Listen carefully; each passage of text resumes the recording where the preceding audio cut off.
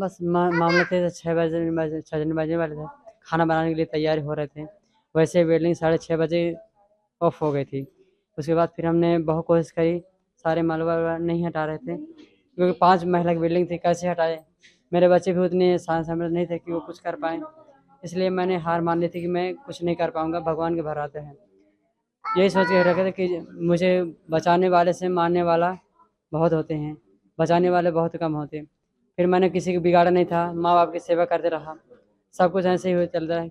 अगर मैं किसी को बिगाड़ा होता आज तो मुझे कोई बचने को कोई की क्या स्थिति थी? 32 घंटे से ज़्यादा आप फँसे रहे। अगर यही मौसम गर्मी का होता, हमारी उम्मीद कोई नहीं थी बचने के लिए, क्योंकि गर्मा लेंटर और नीचे तपती ज़मीन, कैसे बचते हम लोग। अच्छा, आपने टमाटर वगैरह खाया था? हाँ जी, यही टमाटर खा खा कर मैंने अपने बच्चे को प्यास और भूख मिटाने की कोशिश करी थी। अन्य पिता होता वो भी यही करता, मेरे जगह होता। मैंने अपने परिवार को बहुत कोशिश करी बचाने के लिए।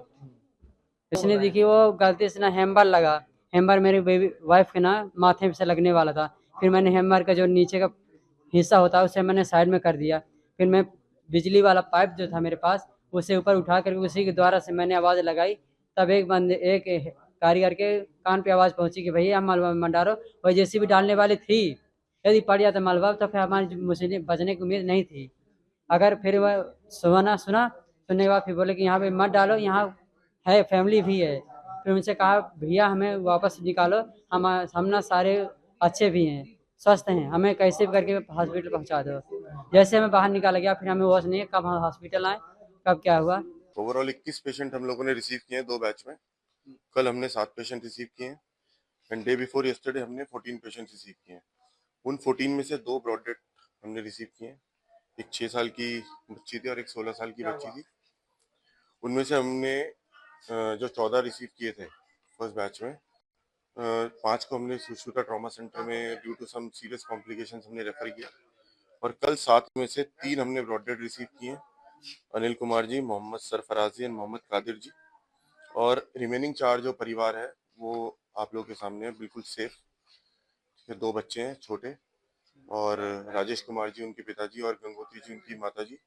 पूरा परिवार जो है सुरक्षित है, हम लोगों की निगरानी में है, हम लोगों की ऑब्जर्वेशन में है। ठीक है, 32 घंटे तक वो परिवार उस जो बिल्डिंग कोलैप्स की है उसके नीचे दबा रहा है।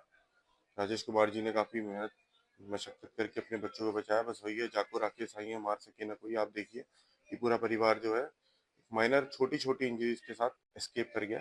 ठीक है, बहुत ही अच्छे से। बाकी गंगोत्री जी के पैर में फ्रैक्चर है, सीधे पैर में, तो उसको हमने प्लास्टर कर दिया है, उसका इलाज दे दिया गया है।